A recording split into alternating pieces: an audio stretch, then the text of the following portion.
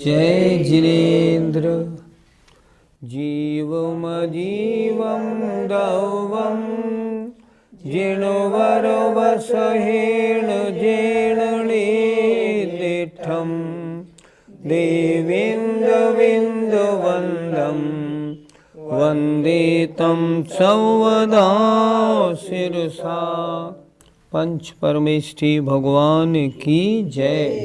पिछली पाठशाला में बताया था कि दोनों मोक्ष मार्ग, व्यवहार मोक्ष मार्ग और निश्चय मोक्ष मार्ग, इनकी सिद्धि ध्यान से होती है। बिना ध्यान इनको नहीं पाया जा सकता, इसलिए ध्यान का अभ्यास करो। प्रश्न हुआ, ध्यान का अभ्यास कैसे करें?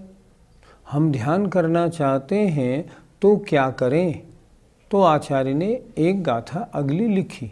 मामुज्जय मारज्जः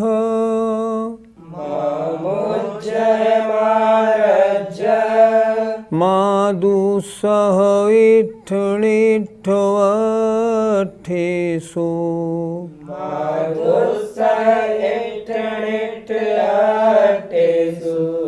स्थिरमिच्छै जय चित्तम्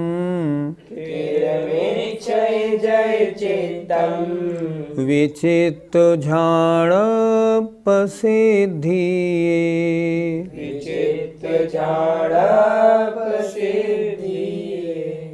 प्राकृत में एक विशेषता रहती है। प्राकृत में शब्दों में थोड़ा छोटा मोटा परिवर्तन देखने में आता है। जैसे हमने यहाँ लिखा है माँ दुस्सह, कुछ किताबों में लिखा है माँ दूसह। प्राकृत में दुस्सह और दूसह दोनों शब्द मिल जाते हैं। संस्कृत में ज़रा भी हेरफेर नहीं होता। अगर कभी ऐसा हो तो आप समझना, अलग अलग पाठ अलग अलग किताबों में मिलने से दो तरह के पाठ मिल जाते हैं। कोई शुद्धि अशुद्धि की ज़्यादा बात नहीं है। आइए अर्थ देखते हैं। माँ, माँ माने मत करो। माँ ना के नहीं के लिए होता है। माँ मुज्जह, मोह मत करो। माँ रज्जह, राग मत करो। माँ दुस्सह, द्वेष मत करो। किसमें? इट्ठ माने इष्ट, अनिट्ठ माने अनिष्ट, अट्ठेसु माने पदार्थों में। ध्यान अच्छा करना है तो हम क्या करें? अच्छे और बुरे लगने वाले पदार्थों में, इष्ट माने जो आपको प्रिय है, अच्छे लगते हैं। अनिष्ट माने जो प्रिय नहीं है, अच्छे नहीं लगते। तो इष्ट और अनिष्ट पदार्थों में माँ मुज्जह, मोह मत करो। माँ रज्जह, राग मत करो। माँ दुस्सह, द्वेष मत करो। क्यों नहीं करें? इससे क्या होगा? जय माने यदि, चित्तम चित्त को, स्थिरम इच्छहि स्थिर बनाने की इच्छा रखते हो तो। एक एक शब्द आचार्य ने बहुत साफ सुथरा लिखा है। जय माने यदि, चित्त माने हृदय को, स्थिरम इच्छहि स्थिर करने की इच्छा रखते हो तो। किस काम के लिए? विचित्त अनेक प्रकार के ध्यानों की सिद्धि के लिए। आप चाहते हैं मैं ध्यान लगाऊं, ध्यान एकदम अच्छा लगे, ध्यान की मुझे सिद्धि हो, ध्यान में आनंद आए। तो ध्यान में आनंद कब आएगा? आचार्य कह रहे हैं क्या करना है। पहली बात, इष्ट और अनिष्ट पदार्थों में मोह मत करो, राग मत करो और द्वेष मत करो। यदि तुम चित्त को स्थिर करने की इच्छा रखते हो तो किस लिए? तरह तरह के ध्यानों की सिद्धि के लिए। यदि तुम तरह तरह के ध्यानों की सिद्धि के लिए चित्त को स्थिर रखने की, स्थिर करने की इच्छा करते हो तो अच्छे लगने वाले पदार्थों में राग मत करो, बुरे लगने वाले पदार्थों में द्वेष मत करो और इष्ट अनिष्ट सभी पदार्थों में मोह मत करो। मोह, राग और द्वेष किसी में करने का नहीं, इसको अपने मस्तिष्क से बिल्कुल अलग कर दो। यदि तुम चित्त को तरह तरह के ध्यान की सिद्धि के लिए स्थिरम इच्छाई, स्थिर रखने की इच्छा रखते हो तो, अगर तुम चाहते हो ध्यान अच्छा लगे, ध्यान में आनंद आए, तो इष्ट अनिष्ट पदार्थों में राग, द्वेष और मोह का त्याग करना है। आचार्य ये राय, उपदेश, आदेश दे रहे। पंडित जी, मोह किसे कहते हैं? मोह माने मूर्छा, मूर्छा माने ममत्व परिणाम। आत्मा से भिन्न जो पदार्थ हैं ये मेरे हैं, मैं इनका हूँ, ऐसे परिणामों को कहते हैं मोह। ये मोह ही तो संसार का कारण है। अगर हम पर पदार्थों में ये मेरे हैं ऐसा भाव छोड़ दें फिर क्या बात है, फिर ध्यान लगने में दिक्कत ही क्या हो। लेकिन हमारे मोह है, हम सोचते हैं शरीर मेरा है, स्त्री पुत्र मेरे हैं, घर मकान धन मेरा है, तो जब उसमें कोई दिक्कत आती है तो व्यथित हो जाता है। ये सब मोह की महिमा है। गुरुजी, मोह फिर किस कारण होता है? मोह होने का कारण है दर्शन मोहिनी कर्म का मिथ्यात्व। दर्शन मोहिनी कर्म का एक भेद है मिथ्यात्व। जब मिथ्यात्व का उदय होता है ना, तब ये जीव मैं क्या हूँ, मेरा क्या है, इन चीज़ों को याद श्रद्धान में नहीं ला पाता, अन्य को अपना मानता है। उन्होंने लिखा है ना, मैं सुखी दुखी, मैं रंक राव, मेरे धन गृह गोधन प्रभाव, ये सब मोह की महिमा है।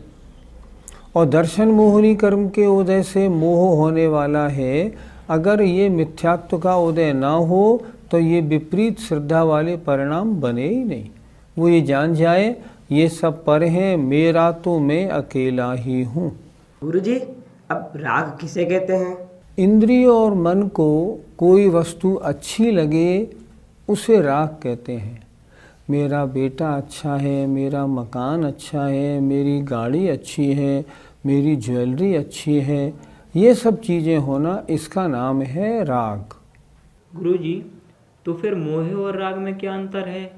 आत्मा और पर पदार्थों का ज्ञान न होने से या मिथ्यात्व का उदय होने से मोह होता है, पर माया, लोभ और अन्य कषायों के होने से राग होता है। मोह में निज और पर के स्वरूप का ज्ञान नहीं होता। राग में वस्तु अच्छी लगती है, द्वेष में वस्तु बुरी लगती है। मोह अलग है, राग अलग है, द्वेष अलग है। तो गुरुजी, मोह, राग और द्वेष को हटाने के लिए हम क्या करें? आत्मस्वरूप का परिचय प्राप्त करो। मैं कौन हूँ इसका स्वाध्याय करके इसको समझो। मैं हूँ कौन, मैं कौन हूँ और अन्य कौन है, इसका परिचय प्राप्त करो। दूसरी बात, भेद विज्ञान को आगे बढ़ाओ। तीसरी बात, स्वाध्याय करो, ज्ञानियों की, गुरुओं की संगति करो, प्रवचन सुनो और उनके प्रवचन सुन के उस पर विचार करो। अगर ऐसा करोगे ना तब मोह राग द्वेष इन सब की बात मालूम पड़ेगी कि ये सब चीज़ें गलत हैं, मेरे स्वभाव से भिन्न हैं, इसलिए मैं मोह राग द्वेष क्यों करूं। सबसे बड़ी बात, स्वाध्याय करके अगर भेद विज्ञान प्राप्त कर लेते हो तो मोह राग द्वेष तीनों से अपने को छुट्टी मिल सकती है। इसलिए अगर हम ध्यान करना चाहते हैं तो क्या करें? संसार की कोई वस्तु अच्छी नहीं, कोई बुरी नहीं, मेरी कोई नहीं, मैं तो सिर्फ आत्मा मात्र हूँ, ऐसा श्रद्धान बनाएं। अगर ऐसा श्रद्धान बनाएंगे और फिर अगर जाप देंगे ना तो जाप करते में बीच में कोई भी अन्य पदार्थ नहीं आएगा। व्यापारी जाप देता है ना, किससे रुपया लेना है, किसको देना है, आज कौन व्यापारी आना है, किसका टैक्स देना है, वो सब झगड़े उसके दिमाग में आते हैं। और जब इन सब चीज़ों को हटा दिया, मेरा कोई नहीं है, तब फिर क्या रहा? फिर तो आत्मा चिंतन या ओम का ध्यान है तो ओम के चिंतन में फिर खूब मन लगता है। कितनी सुंदर गाथा है, मोह मत करो, राग मत करो, द्वेष मत करो। किसमें? अच्छे और बुरे लगने वाले पदार्थों में। अगर तुम तरह तरह के ध्यान की सिद्धि के लिए मन को स्थिर करना चाहते हो तो एक बार की बात, आचार्य श्री ने विहार किया दोपहर के 2 बजे और 5 बजे तक बिल्कुल चुप रहे, बोले ही नहीं विहार में। किसी ने उनको पूछा 5 बजे, महाराज आज आप बिल्कुल मौन से रहे, क्या चिंतन चल रहा था? उन्होंने कहा बहुत अच्छी तरह से द्रव्य संग्रह की एक गाथा 3 घंटे से विचार रहा हूँ। कौन सी गाथा? यही गाथा, माँ मुझे, माँ रज्जय, माँ दूसरे।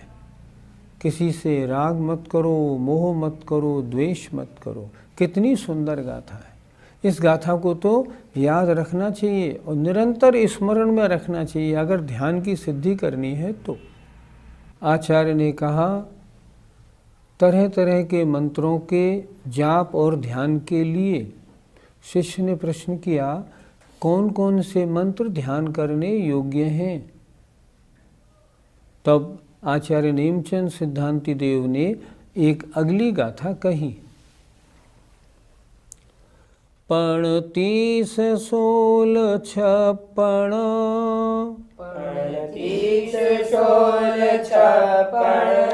चदुदुग मेघम च जवह झाये हो,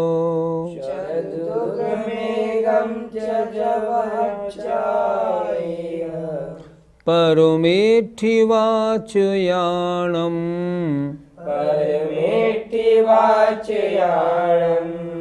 अर्णं च गुरुवयेसेण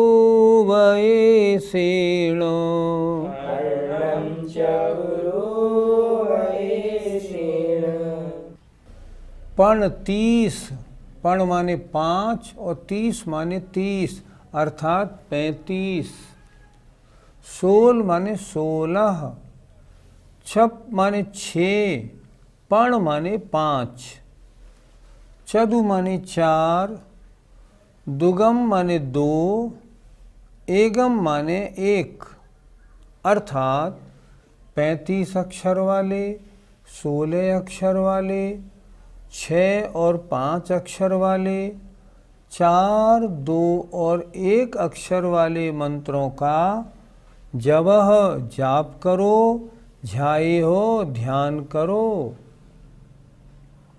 कौन कौन से मंत्र? ये मंत्र जो 35, 16, 6, 5, 4, 2 और 1 अक्षर वाले मंत्र हैं, इनको जवह जपो, ध्यायो ध्यान करो। तो क्या यही मंत्र हैं या और भी मंत्र हैं? तो नीचे लिखा आचार्य ने, परमेष्ठि वाचयाणम, परमेष्ठि का कथन करने वाले, अर्णम च और भी मंत्रों को भी गुरु के उपदेश से ध्यान कर सकते हो। मतलब गुरु के उपदेश के अनुसार अगर और भी कोई मंत्र गुरु बताएं वे भी ध्यान करने योग्य हैं। नीचे की 2 पंक्तियां फिर देखें। परमेष्ठि वाचयाणम, परमेष्ठि का कथन करने वाले, परमेष्ठि को बताने वाले अन्य मंत्रों को भी गुरु के उपदेश से ध्यान करना चाहिए। फिर देखें एक बार। पण 5, 30, 30, 35, 16, 6 और 5 अर्थात 35 अक्षर वाले, 16 अक्षर वाले, 6 और 5 अक्षर वाले, 4 अक्षर वाले, 2 और 1 अक्षर वाले मंत्रों का जाप करो, ध्यायो ध्यान करो। इसके अलावा गुरु वैशेण, गुरु के उपदेश से परमेष्ठि का कथन करने वाले अन्य मंत्रों को भी ध्यान करो और जपो। वो भी जाप और ध्यान करने के योग्य होते हैं। गुरुजी, परमेष्ठि किन्हें कहते हैं? पहले बालबोध में क्या पढ़ा था, याद करो। पहले बालबोध में पढ़ा था जो आत्मा के परम पद में स्थित होते हैं, जो आत्मा के उत्कृष्ट पद को जो अपने में धारण करते हैं, जो आत्मा के उत्कृष्ट पद पर आसीन हैं, उन्हें कहते हैं परमेष्ठि। परमेष्ठि 5 होते हैं, अरिहंत, सिद्ध, आचार्य, उपाध्याय और साधु। 35 अक्षर का एक कौन सा मंत्र है? 35 अक्षर का मंत्र नमोकार मंत्र। नमो वरिहंताणम, नमो सिद्धाणम, नमो आयर्याणम, नमो वज्झायाणम, नमो लोये सौवसाहूणम। ये 35 अक्षर का मंत्र है। जब भी इसको बोलें एक बात जरा ध्यान रखें, जहाँ अशुद्धि अपनी होती है। नमो आयर्याणम, कुछ लोग बोलते हैं आयर्याणम, या नहीं बोलना, ई बोलनी है। दूसरी बात, री जो है वो छोटी है, बड़ी नहीं। लोग बोलते हैं नमो आयर्याणम, ये गलत हो गया। कैसे बोलेंगे? नमो आयर्याणम, ई और री छोटी। उच्चारण देखना, ये गाथा है, गाथा की तरह बोलो। नमो अरिहंताणम, नमो सिद्धाणम, नमो आयर्याणम, नमो वज्झायाणम, नमो लोये सौवसाहूणम। ये 35 अक्षर का मंत्र है। पंडित जी, 16 अक्षर का मंत्र कौन सा है? 16 अक्षर का मंत्र है अरहत सिद्धाचार्योपाध्याय सर्व साधुभ्यो नमः। फिर एक बार सुने। 16 अक्षर का मंत्र है अरहत सिद्धाचार्योपाध्याय सर्व साधुभ्यो नमः। इसका भी जाप हो सकता है। कैसे होगा? ओम ह्रीम अरहत सिद्धाचार्योपाध्याय सर्व साधुभ्यो नमः। ओम ह्रीम अरहत सिद्धाचार्योपाध्याय सर्व साधुभ्यो नमः। ऐसे इसका जाप करना है। गुरुजी, तो फिर 6 अक्षरों वाला मंत्र कौन सा है? 6 अक्षर वाला मंत्र है अरिहंत सिद्ध। अरिहंत सिद्ध 6 अक्षर वाला। 5 अक्षर वाला मंत्र है असिया उषा। असिया उषा, असिया उषा। 4 अक्षर वाला मंत्र है अरिहंत, अरिहंत, अरिहंत, अरिहंत। 2 अक्षर वाला मंत्र है सिद्ध, सिद्ध, सिद्ध। और 1 अक्षर वाला मंत्र है ओम ह्रीम। ऐसे इस तरह ये अलग अलग मंत्र हैं। एक बार फिर सुन लें। 35 अक्षर वाला मंत्र नमोकार मंत्र। 16 वाला अरहत सिद्धाचार्योपाध्याय सर्व साधुभ्यो नमः। 6 अक्षर वाला अरिहंत सिद्ध। 5 अक्षर वाला असिया उषा। 4 अक्षर वाला अरिहंत। 2 अक्षर वाला सिद्ध। 1 अक्षर वाला ओम। इस तरह ये जाप के योग्य मंत्र हैं। गुरुजी, ये ओम का क्या अर्थ है? पांचों परमेष्ठियों के जो पहले शब्द हैं उनको जोड़कर ओम बना है। जैसे अरिहंत का छोटा आ, सिद्ध भगवान को हम कहते हैं अशरीरी, तो अशरीरी का छोटा आ, आचार्य का बड़ा आ, उपाध्याय का ऊ, और साधु का मतलब मुनि, मुनि का माँ।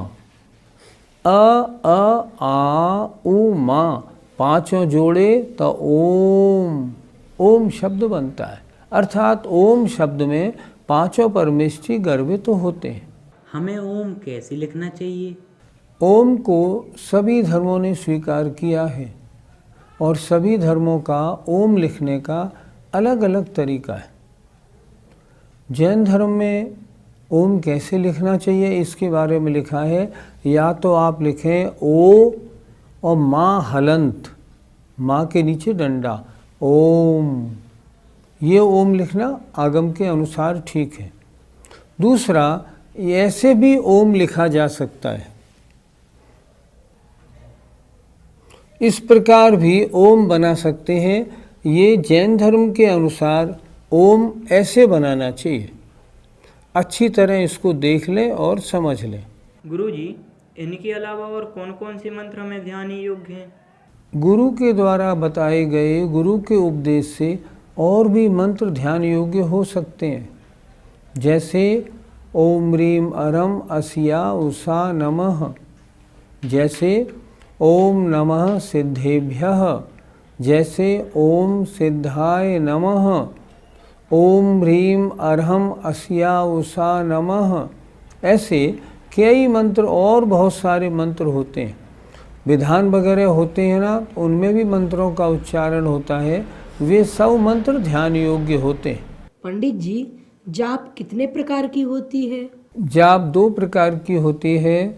एक तो अंतर्जल्प, जो जपें और मालूम न पड़े, अर्थात शरीर का होठ वगैरह कुछ भी ना चले, इसे कहते हैं अंतर्जल्प। जैसे ओम का जाप करना है तो चुप बैठ जाए, बिल्कुल अंदर ही अंदर जाप करे, वो कहलाते अंतर्जल्प। एक होती है बहिर्जल्प, जिसमें शब्द का उच्चारण या होठ का चलना, मुंह का चलना हो। जैसे अगर ऐसे होता है तो ये बहिर्जल्प। जाप दो प्रकार की होती है।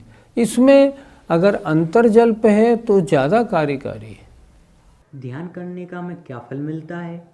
ध्यान करने का फल है पाप कर्मों का संवर और निर्जरा का होना। दूसरी बात, महान पुण्य का बंध होना।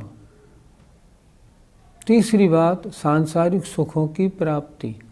लोग हमसे एक बात बहुत पूछते हैं, किस मंत्र के जाप करने से ज़्यादा फल मिलेगा? देखो, मंत्रों का राजा तो णमोकार मंत्र है, पर ज़्यादा फल का मतलब होता है आपका मन कितना लगा। अगर जाप देने में आपका मन एकदम लगा, 108 बार जाप दी, 108 बार आपका मन लगा, बहुत पुण्य का बंध होगा। और आपने णमोकार मंत्र तो जपा मान लो, या कोई मंत्र जपा और मन नहीं लगा, फल कितना होगा? जितना मन लगा उतना फल होगा।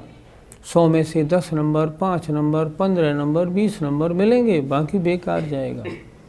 ये मत सोचिए कि मंत्र कौन सा जप रहे हैं। णमोकार मंत्र जपें तो सर्वश्रेष्ठ है, लेकिन कोशिश करिए मैं जितने समय मंत्र जपूं उतने समय मेरा मन कहीं जाए नहीं। एकांत स्थान में बैठे जहाँ कोई आवाज़ नहीं आ रही हो, और जब निश्चिंत हो तब बैठें।